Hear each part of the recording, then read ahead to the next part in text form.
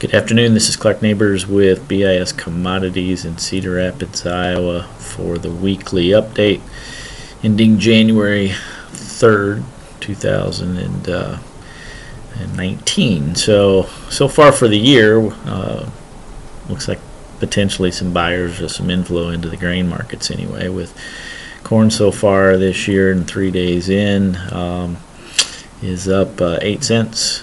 And is in that 384 area in the March, which is kind of back in that post-Trump dinner time frame where we hovered around that 385 area there in early December.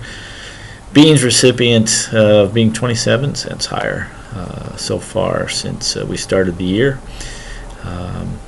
It's up in that 909, 910 area again, close to that 910 area where we tend to gravitate.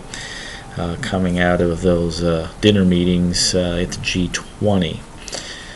Wheat also seeing a good week thus far, up 14 cents. Now keep in mind for 2018, corn was up about 7%. Beans were down about 7% for the year. Wheat was up in the mid-teens as far as percentage. So starting next week, we may see some rebalancing in some of these commodities.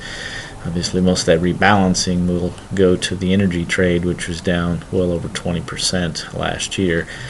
And in referring to energies, when you look at the macros, there's a lot of volatility on a day-to-day basis if you're paying attention to the stock market.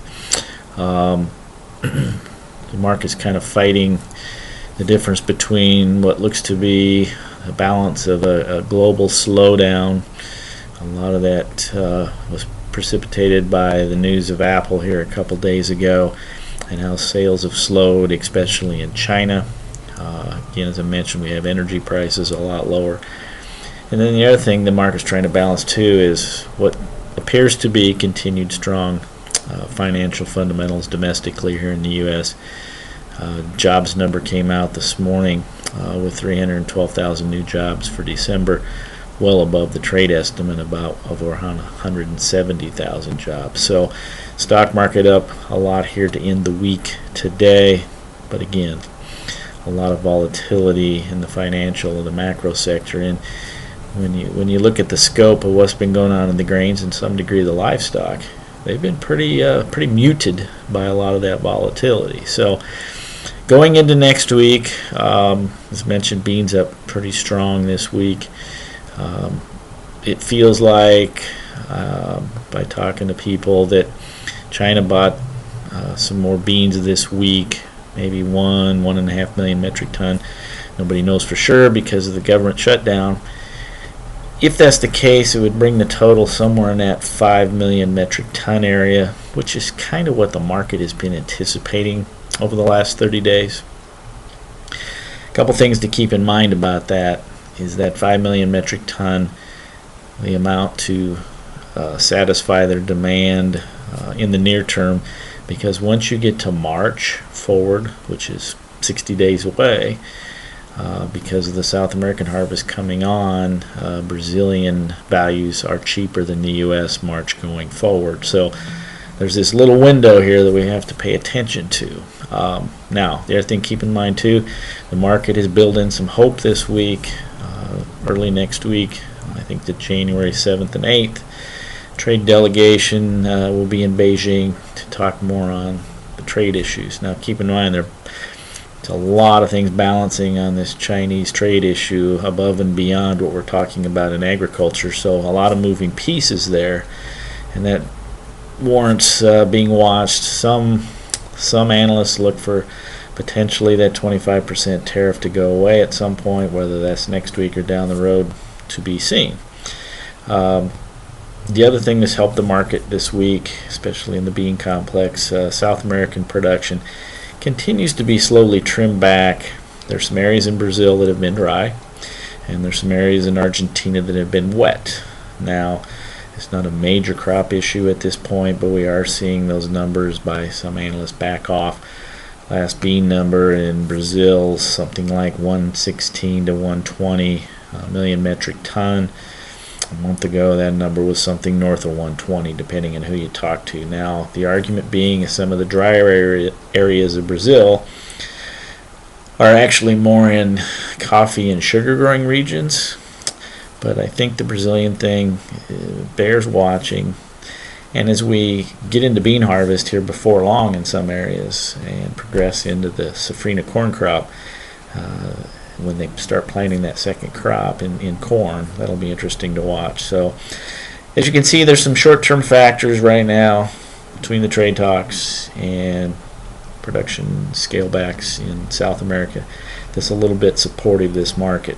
Longer term, things still look fairly negative, especially in the soybean complex, with carryout numbers that are birds pardon me, and what looks to be excuse me, what looks to be a situation as we approach springtime where we are with planted acres and so on here in the U.S., so that bears watching.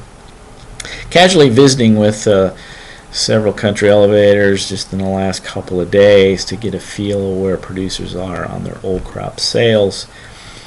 Somewhere, give or take, around that 50 percentile, both on corn and beans, is left to be priced. Most would feel there's a few more percentages of beans left to be sold, if you will, than corn.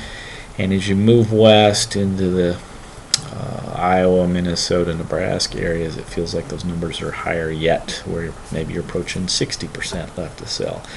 So percentage-wise, keep in mind we've got at or near a record crop, so there's a fair amount of bushels here to move, and I think moving forward in the big picture, that's going to have a general impact on lack of improvement in basis. Now there's going to be windows where basis improves, again depending on what location you're looking at, but especially on soybeans moving forward, that bears watching, because we are not going to see historical basis levels this year, so it seems, because of all the supplies that are in the countryside and need to move.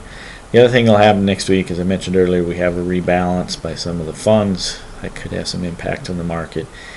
And then lastly, next Friday, the 11th, we were supposed to have a USDA crop report. That has been canceled because of the government shutdown, or postponed, I should say, because of the government shutdown. That typically is a very newsworthy report, because not only did you get your final production numbers of last year's crop, you get stocks, a supply and demand update. So we're going to be without those numbers next week. We're also not seeing any export sales or any commitment to traders reports right now. So any overseas business that's being done really is kind of blind. We're kind of running blind right now in where we're at with those numbers, especially any type of Chinese business.